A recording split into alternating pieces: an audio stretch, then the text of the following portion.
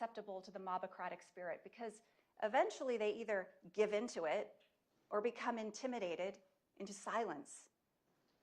This undermines government institutions, leaving them weak and susceptible to corruption.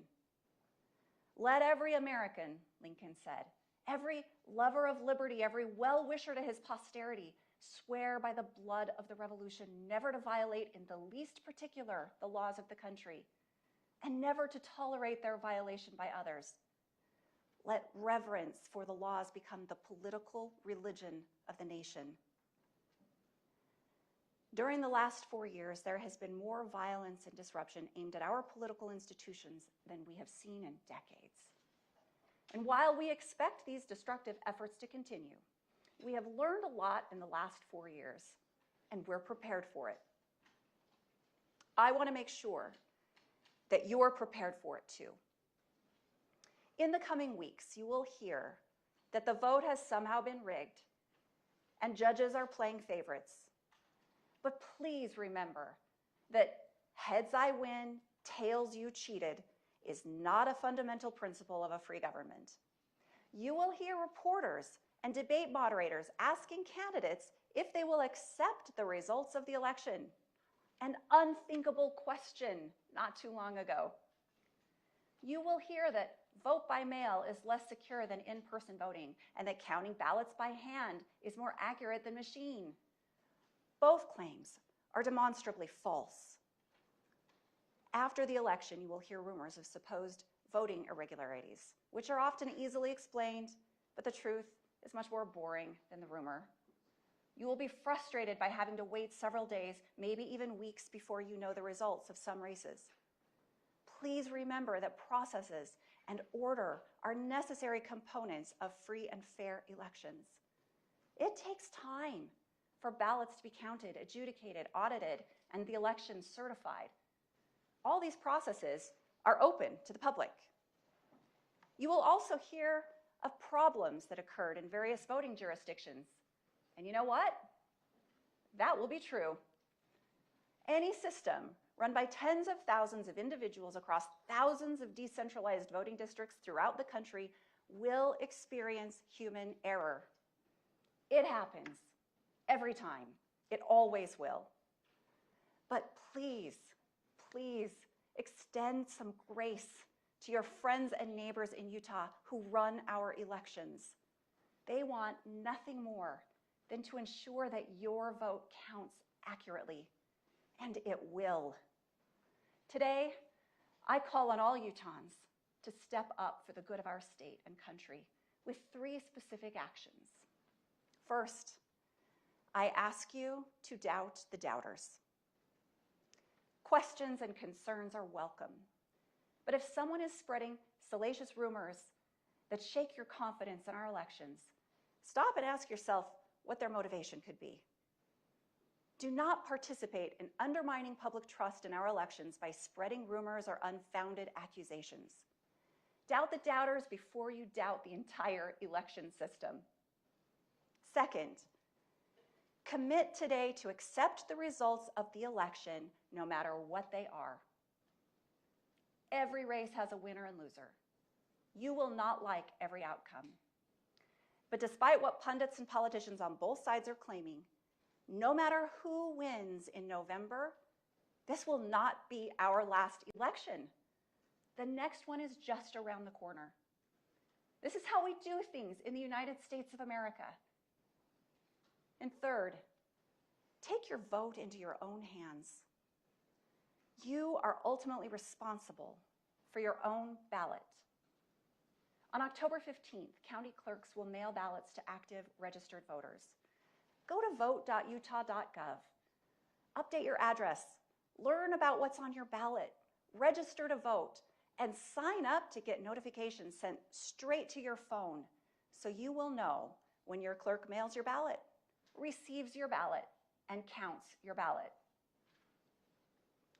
As the election nears, you will see more information from my office and your county clerks.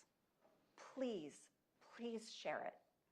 It's our responsibility as citizens of this state and country to ensure that we are spreading true and accurate information. to counter the attacks and harm inflicted by self-interested people who care more about their own agendas than they do about your constitutional rights. This effort will take all of us doing our part. I love this state and our nation. I'm honored to be in this position of trust. And I work hard every day to uphold the laws and faithfully serve you, the people of Utah. Thank you.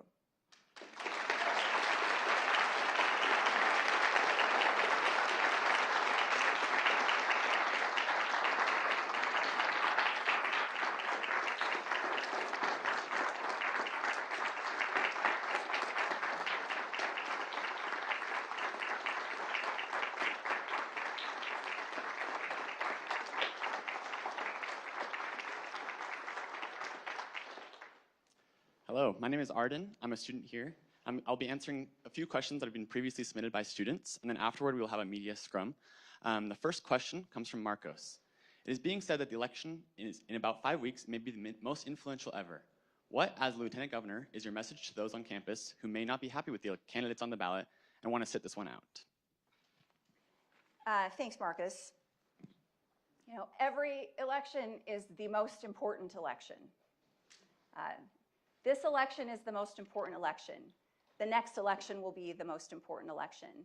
And it's said that the will of the people is determined not by those who vote, but by those who show up to vote. So if you don't show up to vote, you can't be part of that will. Even if you don't like who's on the ballot, even if you don't think that it matters, if you think that maybe a race is going to go one way no matter what your vote is, it's important to take that step and actually vote.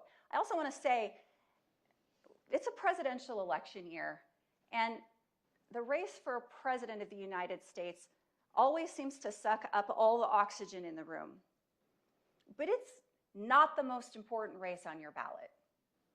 There are a lot of races this year. In Utah, we have a U.S. Senate seat. We have 4 congressional seats. We have all 5 state constitutional officers, governor, lieutenant governor, attorney general, state auditor, state treasurer. We've got all 75 members of the Utah House of Representatives. We've got half of the 29 Utah senators that are on the ballot. You've got county races. We've got judicial retention races on the ballot. There's so many things on the ballot that are important that will have a direct, immediate impact on your life. Much, much more important than the president. So get registered, show up, if nothing else, to get in the habit of voting. Don't ever miss that opportunity. Thank you. Our next question is from Nick. What are you hearing from Utah's local election officials, and what kind of pressures or threats are they facing? We have some local election officials here in the room. Where are our clerks? We've got 3 of you here. We've got several clerks here. You know, it's not an easy job. Our local election officials, and I hate to speak for them when they're here in the room, but they face a lot of pressure. They are the ones that directly administer elections. They run them, and they hear from their constituents all the time. They show up to their office. Sometimes people who are happy don't always show up to the office. It's usually the ones that are maybe a little bit frustrated or upset about something that are motivated to show up at the office. And so they have to deal with that. But they also have a lot of pressure to make sure that they're following all of the laws and the procedures. And you know what? They do a really good job. They do an incredible job. And those laws and procedures change every single year. And I think that might be one of the most difficult aspects of overseeing elections, is that the laws are constantly changing. But your local election officials, yeah, they face threats, they face harassment, they face intimidation, but it doesn't stop them. They have had to take security measures. We had to pass out PPE, personal protective equipment, throughout the state where they handle mail because of threats of, maybe toxic substances being mailed to election offices. It's happened in the past, and we need to prepare for stuff like that to happen in the future. And so it's not easy, but these folks do it because they love it. They do it because it's their public service, and they're devoted to ensuring that elections are run smoothly. Thank you. Our next question is from Max. What makes Utah's election system stand out from others around the country, and what are our strengths? Well, you know, every state does things a little differently. There are federal laws that we all have to follow, but every state has somewhat different processes that are put in place by their state legislatures. Some of those processes are dictated by some states' state constitutions. So the way one state does things is not the way another state is going to do them. Several of the western states do more vote by mail. Utah is one of a handful of states that is a primarily by mail state. And so that's something that's unique in Utah. And it's something that was put in place slowly over time. I think it is a strength, especially these days. Years ago, when I would go vote, I would show up at the local elementary school. You guys remember that? You show up at the elementary school on a Tuesday in the middle of the school year to vote. Well, that's not safe anymore. We can't really do that anymore. And so it's really good for us as a state that we have this very decentralized, primarily vote by mail system, because it kind of mitigates some of those risks that are inherent in having specific polling locations, especially if you're worried about disruption or election interference on election day. And so I think it makes it safer from that perspective. We have two more questions. This question comes from a student here named Alma. Do you think that the rhetoric of a stolen election is less of a worry in the state of Utah than it is in other states? No. No, I don't.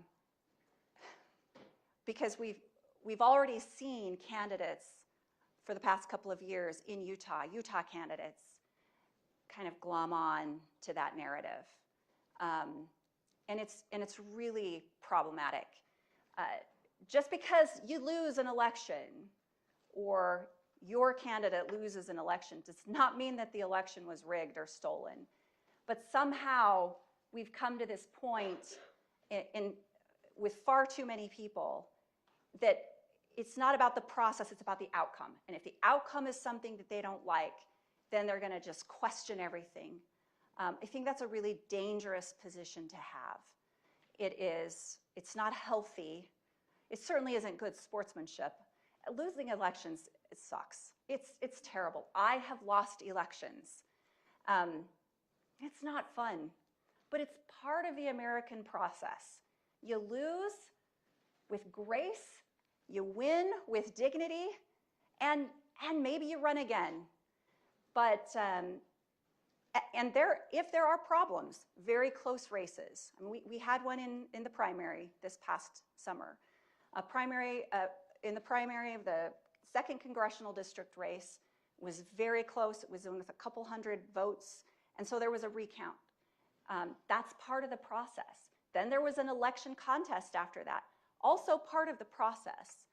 So we have processes in place if there are legitimate concerns or races that are too close to call.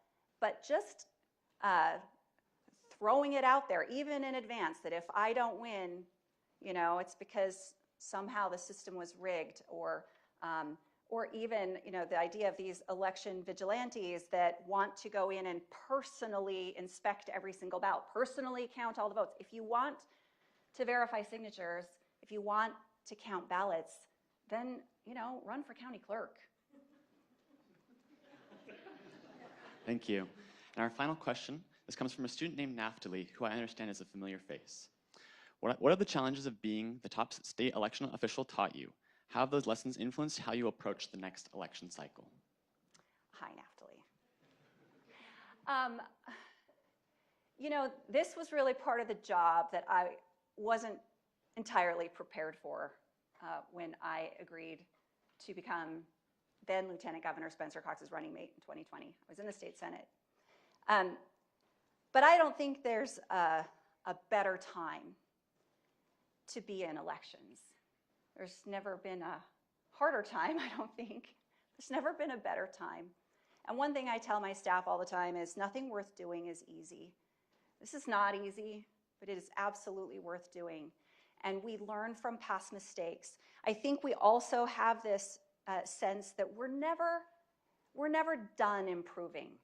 We like to brag about how well we do things in Utah. We like to brag about how great our election system is, but it isn't perfect. It's not that there isn't room, there's always room for improvement, and we're always looking for ways to make things better and in meaningful ways. And so that's what I've learned. It's hard work, but it's important work, and we're always hoping to be able to find ways to do it better. Thank you for that. We'll now turn the time over to a media scrum, and any students who need to leave right now are welcome to leave, and then we'll conduct a media scrum. Thank you very much. Thanks, you guys.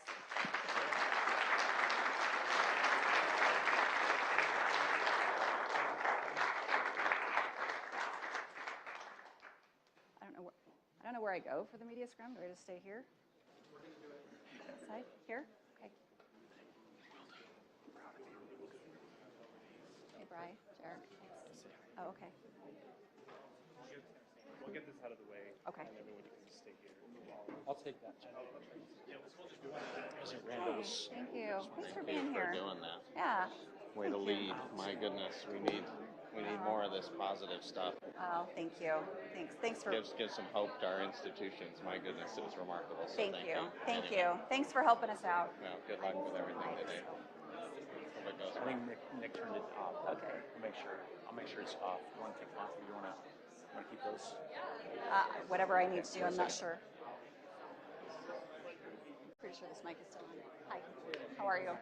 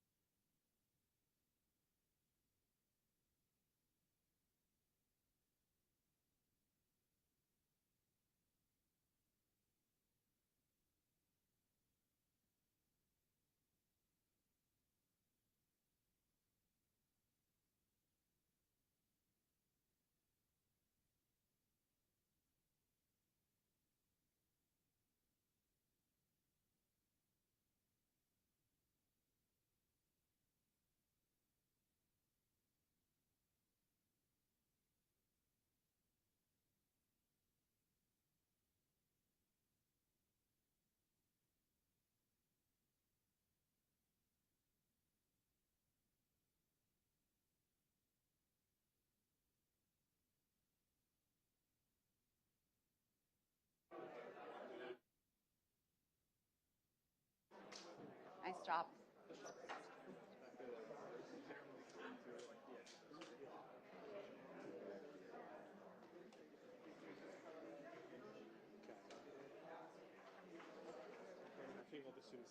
Okay.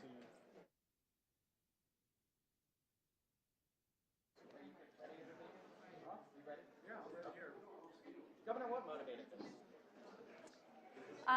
The motivation behind this was just some growing concerns that we were really starting to, I was worried that people were starting to value lies over truth, even in our state. It's been really hard to combat all of the accusations and the lies and the misinformation that's out there, because truth is boring and outrage is more interesting. And so I felt like I needed to step up and do something more. Is there real concerns? Do you have very real concerns that this election cycle in certain counties or in, statewide, is there going to be a rejection or problems in terms of with election denialism? Well, yes, there will be problems with election denialism. There will be, there are some people who are intent on disrupting processes. Order and the rule of law are a couple of things that are, it's starting to not be valued the way it used to be. Order, process, rule of law. And I'm very concerned. We've got people who are intent on outcomes in our state and across the country, and we've got people in positions of power who are kind of feeding into that, and it concerns me. It also concerns me, it's just not politically popular, especially for someone in my political party, to stand up for elections. It's just not. And so, we don't score political points by speaking truth in elections in my party. And that's hard. But I've had to develop an attitude of, a damn the torpedoes attitude. I have to say what's right. It's my role to do what's right, to uphold the law, to try the best I can to hold the center together. And so that's what I'm doing. I'm doing the best that I can with the tools that I have.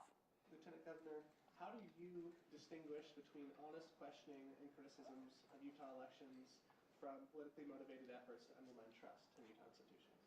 Well, that's a hard distinction to make sometimes. Questioning, pointing out problems, that's really important. And I tell people this all the time, that even just that sentinel effect, when people show up to peek over the shoulders, to look at what's happening, to question, that's an important part of our process. And as challenging as it can be for the people in charge, the clerks, the election officials, people doing stuff, it really is important. The people who take the time, who care about this stuff, they provide a good public service. Where it crosses the line is if the motivation changes from trying to make sure things are going well or pointing out things that aren't going well, to not even caring at all about the truth or the facts. You could present all of the facts and the truth to some people, and that's not what they want to hear. They don't care. And so it gets really hard to combat all of that. But the questioning, the raising alarms, the pointing out problems is all a very important part of our process. Lieutenant Governor, I'm wondering, just off the back of that question, what advice to voters do you have to distinguish between misinformation and truth in the world where algorithms run everything? Look at the source. You have to look at the source. If you're getting the source from, a candidate, maybe think twice about it. If you're getting the source from your uncle who's always, going down rabbit hole conspiracies, then maybe think twice about it. Go to authoritative sources. And I know there are some people who just are not going to consider government to be an authoritative source. But when it comes to just basic information about our elections and how they run, how they operate, the authoritative source is your county clerk or the lieutenant governor's office. Vote.utah.gov is the authoritative source on elections in the state of Utah. Also, your county clerks want to educate you. They want to help you understand what the process is. When people don't understand something, that void of information has a tendency to get filled with with things that maybe aren't true. So check the source, go to the authoritative source, and if the information is causing you to doubt the whole system, maybe think twice about believing it. Governor, is there any particular steps the state is taking, your office or county clerks, just in light of threats, in light of potentially problems that could come, election delays, legal challenges, whatever it is, is there anything more you're planning for this election cycle? Yes, we're planning, we're always planning, trying to peek around the corner as best we can to figure out what might be coming at us and prepare for it. We've got cybersecurity measures that we've been implementing and preparing for. We have physical security measures that we've been implementing and preparing for. There are resources available to the county clerks to have their physical security, their locations assessed, and funding to help them beef those measures up if necessary. We've provided, we're providing the clear boxes to open suspicious mail in if needed. Gloves, masks, gowns, things like that for people handling the mail. There are definitely things that people, that our election officials are doing differently now than they used to do, and it's unfortunate. But our election workers will be safe, and the people who go to vote will be safe. Lieutenant Governor, elected officials and candidates, including Phil Lyman and Utah County Clerk Aaron Davidson, they have said that vote by mail is less secure than voting in person. Were you referring to anyone specifically when you said that those claims were demonstrably false? I was referring to anyone who makes those claims. Lieutenant Governor, your message to voters was to doubt the doubters, but I'm wondering if you maybe have a message for the doubters, as you say, the people who maybe vote against you in the primary who actually think that you stole this election. Look, there are some people whose minds just will not be changed, and I understand that. That's not who I'm necessarily worried about. I'm worried about the folks in the center who might start wondering if the things that they doubted in the past might be true. And those really are the people that I am hoping to reach today. The people who might be influenced by the doubters because they don't know where to go to get authoritative information, to get accurate information. And this is a concern that worries me greatly.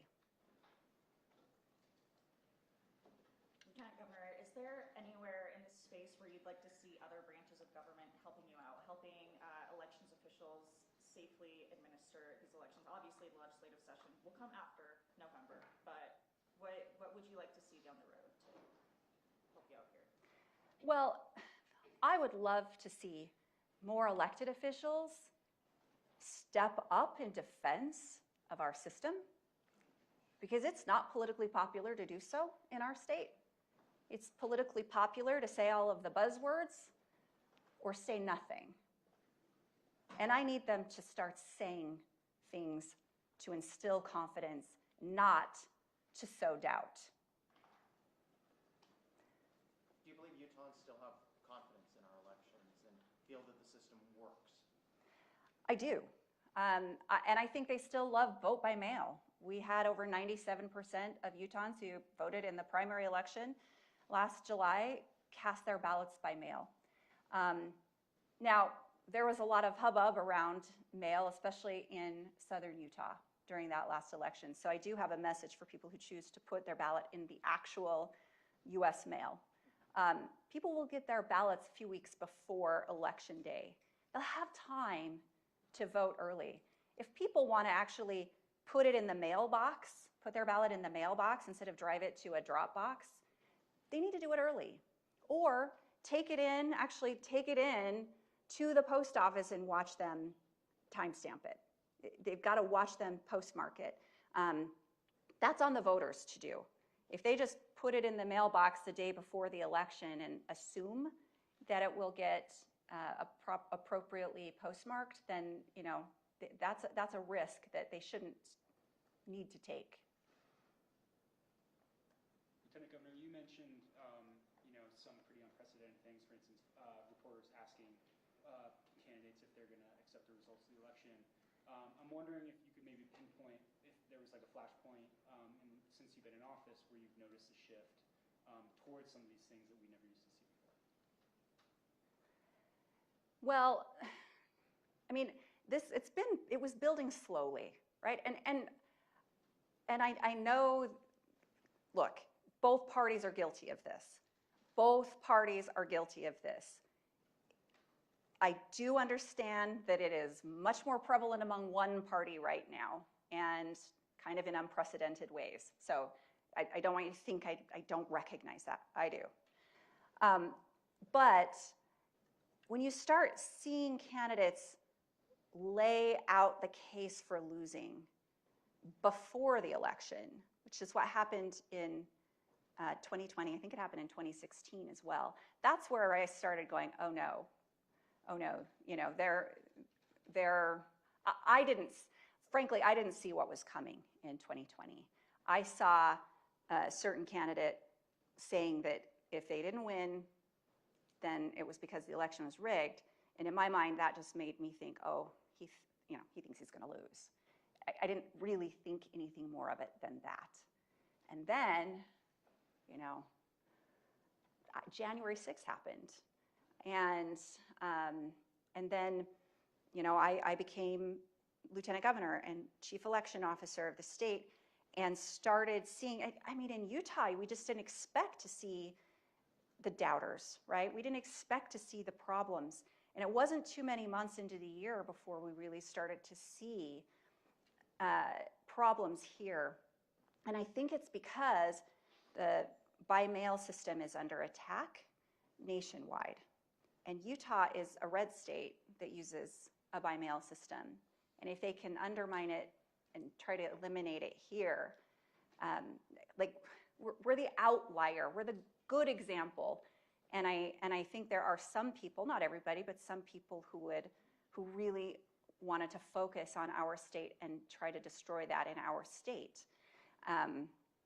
So, you know, we've seen this just snowball over the past few years in a way that, like I mentioned, was easy to think was fringe, but now I see it gaining traction, and that's what worries me. I worry that we've reached the tipping point. I've worried that it's become normal to believe lies and abnormal to believe truth. We have to normalize truth again, and I don't know how to do that, but we've got to try. Lieutenant Governor, can you clarify what you mean when you say Utah is the outlier, Utah is the good example? Are you saying that other mail-in balloting systems in different states aren't good?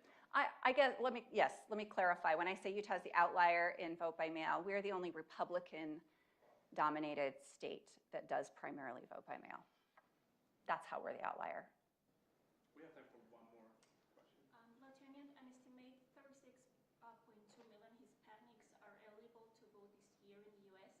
8% of Utahns who will vote are Latino this year. Many of them are voting for the first time as new citizens. Any message to them? Yes, congratulations. I've been to naturalization ceremonies. They are incredibly impactful. It's unfortunate that every American isn't required to swear those oaths and do what immigrants have to do to become American citizens. It's really, really meaningful. We don't know what we don't know in terms of information that we're giving or not giving to newly naturalized citizens. So I know we need to do a better job at making sure that we have information translated into appropriate languages. And we have done some of that, but that is one area that I think that we can work hard on. We have worked on it. We can continue to do that. I know county clerks try to do that. The state tries to do that. But we also, if there are places that we don't know about that we could be doing better, we need to know. We need to be notified of that because, like I said, we don't know what we don't know. And so it's always helpful when people point things out to us that we could be doing better. That's all the time we have. So Thank you, Governor. Thank you. Thanks, you guys. Really appreciate it.